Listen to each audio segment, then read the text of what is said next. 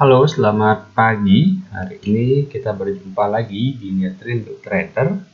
Kita akan bahas mengenai pergerakan gold yang kemarin sempat breakout dari trendline time frame 4 jam ya. Setelah breakout time frame ini, jadi gold akhirnya turun ya. Kemudian sempat menyentuh harga terendah hari kemarin itu di 1772.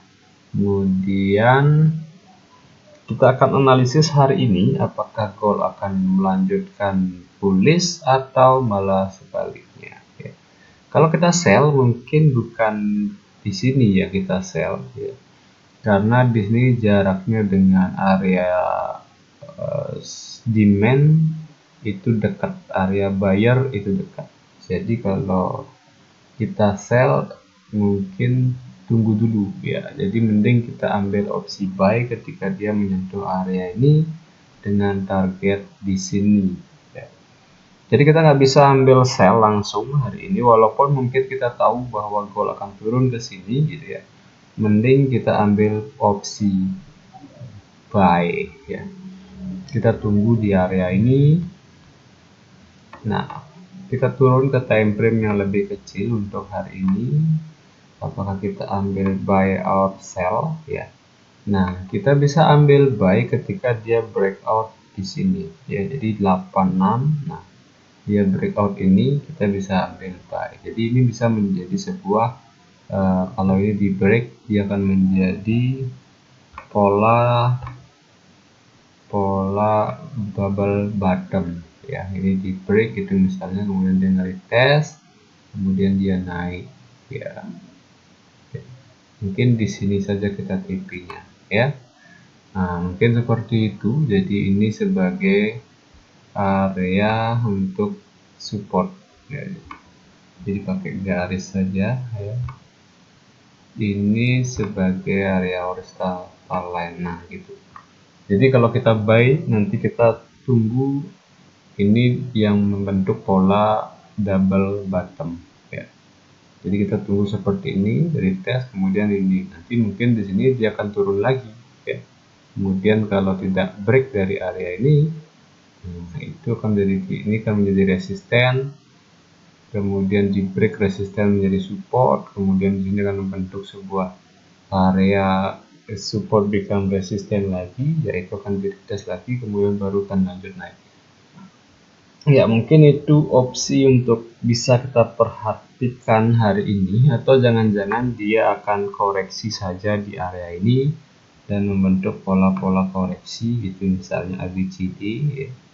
Bisa seperti itu ya. Jadi bisa saja dia membentuk pola, kalau dia memang ada rencana bullish lebih ini lagi ya, bisa dia akan membentuk pola seperti ini ya. Kemudian naik gitu ya. Nah, bisa seperti itu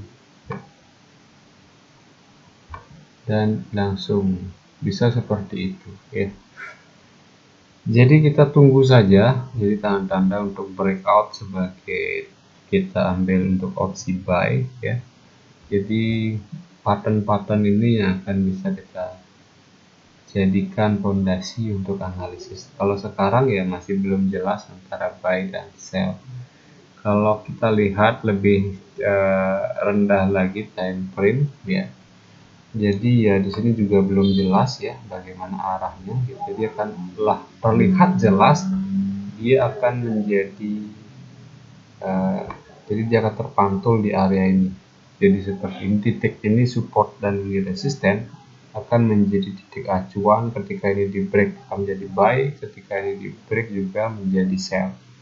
Nah, ini yang titik ini akan menjadi acuan. Dengan kalau kita pengen menunggu buyer yang besar, kita tunggu di area di bawah ini. Kalau seller yang besar, di sini juga ada area sebenarnya ya. Ini ada area seller, di sini juga ada area sell yang bisa kita ambil untuk secara scalping dengan time frame yang lebih kecil. Ya, jadi itu aja untuk pergerakan ini. Kemungkinan pergerakan yang masif itu terjadi tanggal 18 setelah beberapa atau rilis dari berita FOMC nanti di jam 2 dini hari waktu Bali, itu tanggal 18 ya.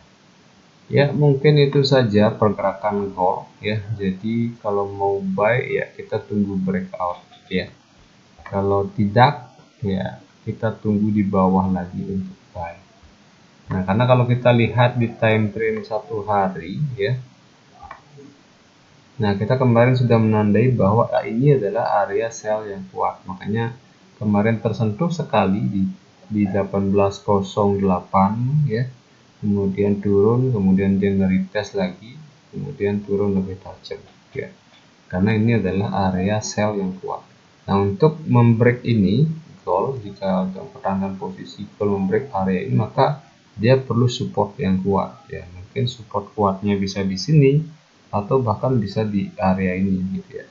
Nah, kita lihat saja hari ini seperti apa pergerakannya untuk memprediksi bagaimana ke depan gold tersebut. Ya, ini bagaimana berita hari ini. Jadi berita hari ini nggak ada berita yang begitu berimpact besar ya di di sesi Amerika, ya, hanya buying permits month on month. Kemudian yang ada berita itu terkait dengan Kanada ya. Itu terkait dengan core inflation rate, kemudian juga Jerman ya, Euro, kemudian berita terkait dengan GDP ya. Nah, ini employment change dan unemployment rate. Jadi itu berita yang penting yang akan kita tunggu nanti di tanggal 18 itu ada berita rilis tanggal 18 ya, kita lihat.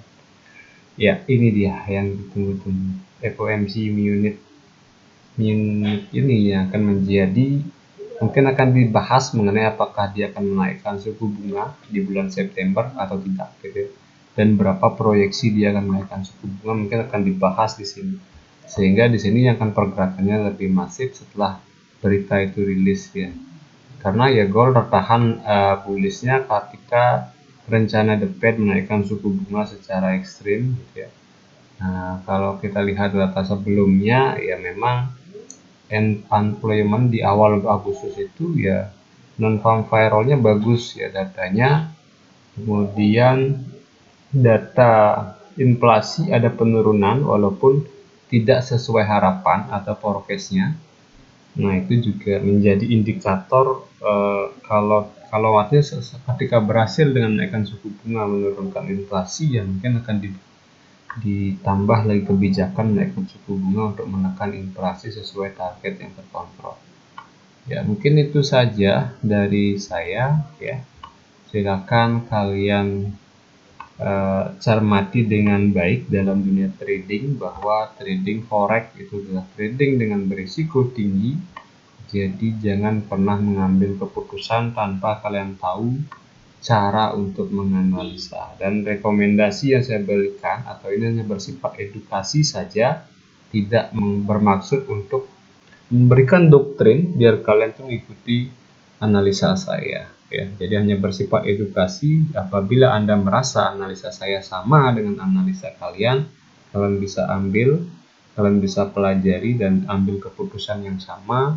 Kalau tidak ya keputusan Anda ada di tangan Anda. Jadi ketika Anda rugi yaitu pure karena keputusan Anda, bukan karena saya sebagai seorang yang memberikan gambaran forecast-nya. Dan kalian sudah paham tentang risiko, jadi harus pasang stop loss, jangan sekedar gambling ya. Jadi overload kemudian kalian tidak menggunakan stop loss ya, nggak jelas risk reward ratio-nya. Itu kalian bisa pelajari di kolom deskripsi, saya jelaskan bagaimana untuk menentukan stop loss dan target profit. Oke, sekian dari saya, sampai berjumpa kembali di video selanjutnya.